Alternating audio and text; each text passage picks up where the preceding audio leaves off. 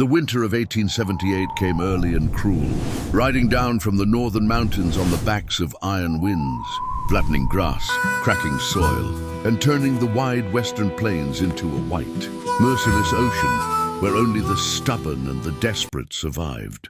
Jonah Hale had lived on that land long enough to read its moods like a scarred old face. He knew when rain would bless the earth and when death would stalk it.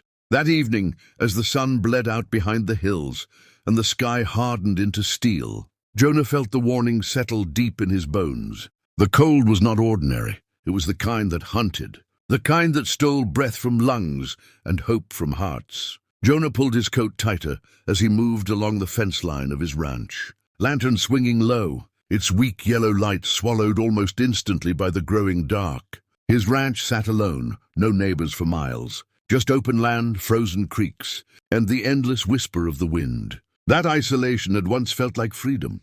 Now it felt like a sentence he served willingly, year after year, since the day his wife and young son were buried beneath a cottonwood tree not far from the house. Fever had taken them both within a week, and the silence left behind had been louder than any storm. Jonah spoke little these days, to the land, to the animals, to his own thoughts. The world beyond his fence felt distant, unimportant. He had survived by keeping to himself, believing that if he expected nothing, he could lose nothing more. As he reached the far end of the property, his lantern caught something strange near the barn, movement where there should have been none. Jonah stopped.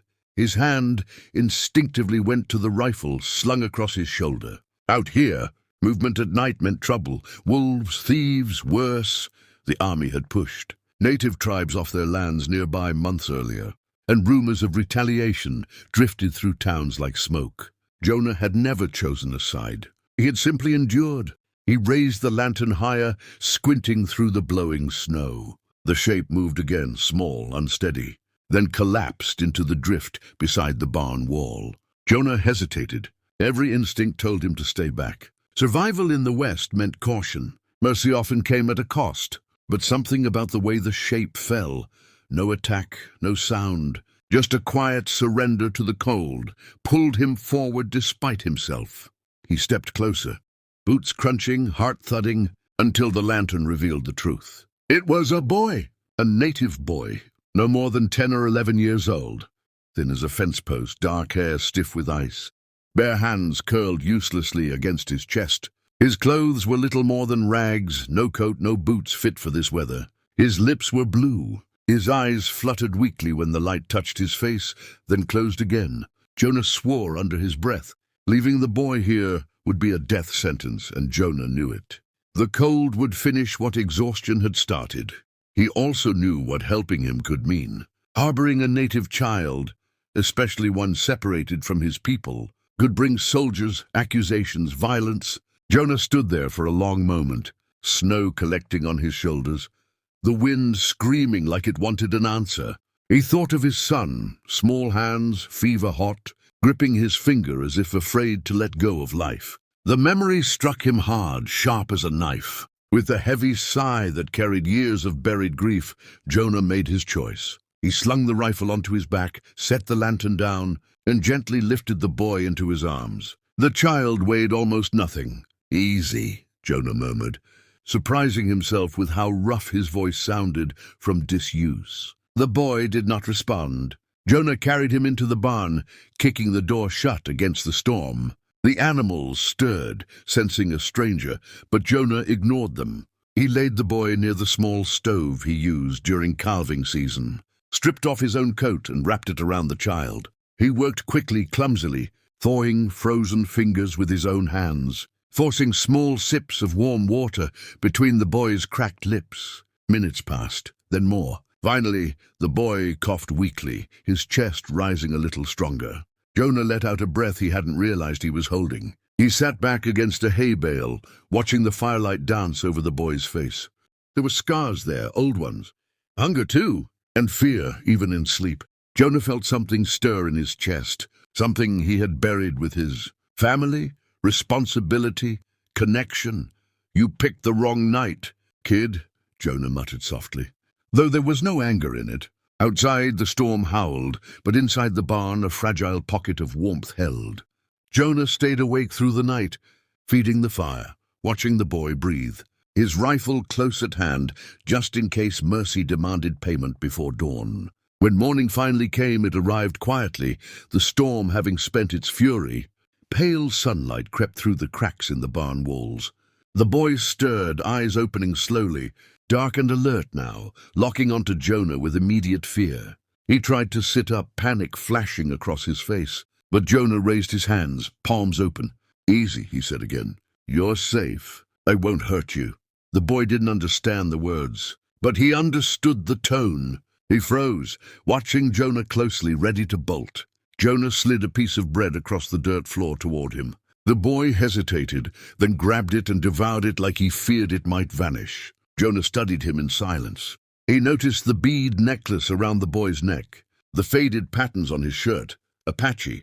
If Jonah's memory served him right, that meant trouble, big trouble. The army had been particularly brutal with the Apache. If this boy had wandered off or escaped. Jonah's thoughts were cut short by the sound of hooves. Not one or two.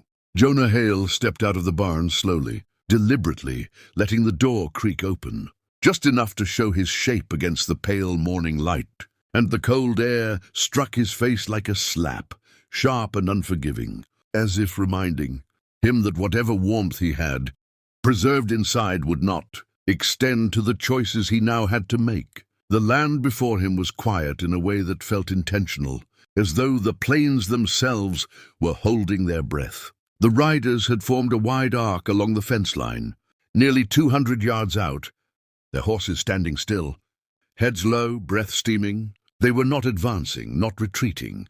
They were waiting. Jonah counted quickly without meaning to. 20, 30 more, far more than any lone rancher should ever see in one place, unless death had been invited. These men were painted for ceremony, not chaos, feathers woven into braids, beads and bone catching the thin sunlight. Their posture straight, proud and disciplined. This was not a raiding party. It was something else entirely. Jonah rested one hand on the barn door behind him, feeling the rough wood grounding himself, while the other hung loose at his side, deliberately far from his weapon. He knew enough of native custom to understand the message of stillness. They had come with purpose, not bloodlust, at least not yet. One rider shifted forward just a step, enough to separate himself from the others. He was older, his hair streaked with gray, his face lined like carved leather, eyes sharp and unblinking. He carried no rifle, only a long staff adorned with eagle feathers. A leader, Jonah swallowed. He raised his empty hands slightly, palms outward, the universal sign of peace. Though he wasn't certain peace was still an option, the leader spoke, his voice deep, resonant, carrying easily across the cold air. Jonah didn't understand the words, but he understood the tone, controlled, formal, restrained emotion beneath the surface. The man gestured once, sharply toward the barn. Jonah felt the boy behind him shift, heard the faint scuff of bare feet on packed dirt, felt fear ripple like a living thing through the wooden walls. Jonah turned his head slightly and spoke quietly without looking back. "Stay where you are," he murmured. "No matter what." The boy did not answer, but Jonah felt the tension in the air ease just enough to know he was listening. Jonah stepped forward into the open, boots crunching on frost, closing half the distance between himself and the riders before stopping. He did not bow. He did not challenge. He simply stood, a solitary figure between the barn and a gathering force that the leader pointed to his own chest, then toward the barn again. Jonah understood then. They were not asking. They were stating a fact. The boy belonged to them. Jonah nodded once. "He came to me freezing," Jonah said aloud, knowing they might not understand the words but hoping the truth would translate through tone. "I didn't steal him. I didn't hide him. I kept him alive." The leader's eyes flicked briefly to Jonah's coat, missing, still wrapped around the boy inside the barn. A subtle shift passed through the riders, a murmur that was more breath than sound. The leader raised his hand, silencing them, and studied Jonah carefully, as though weighing the worth of a man who stood alone in the open with nothing but honesty and stubbornness to protect him. He spoke again, shorter now, then waited. Jonah realized this was a moment, a test. He took a breath and made a decision that felt both reckless and inevitable. He turned slowly and called back into the barn. "Chayton," he said, trying the name, hoping it was right. "They're here for you, but I won't force you." The words hung heavy. Silence followed. Then, after a long moment that stretched Jonah's nerves to breaking, the boy stepped into the doorway. Chayton's face was pale, his eyes wide, darting between Jonah and the riders. He clutched Jonah's coat around his shoulders like armor. When he saw the leader, something broke loose inside him. Relief, grief, longing, all at once. He took one unsteady step forward, then stopped, looking up at Jonah as if seeking permission. Jonah nodded gently. "It's okay," he said. "Go!" Chayton walked forward, slow at first, then faster until he was running. The riders parted to receive him. The leader dismounted and knelt, placing both hands on the boy's shoulders, touching foreheads briefly, in a gesture so intimate. Jonah felt like he was intruding just by watching. The leader rose and turned back to Jonah. For a long moment, nothing happened. Then, unexpectedly, the leader removed the staff from his hand and planted it into the frozen ground between them. He spoke again, voice strong, and one of the younger riders rode forward, carrying something wrapped in hide. He dismounted and placed it at Jonah's feet before retreating.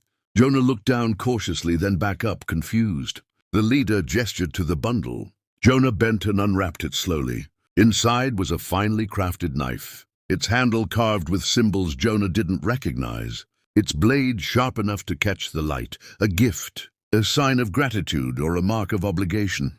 Jonah straightened, meeting the leader's gaze. "Thank you," he said simply.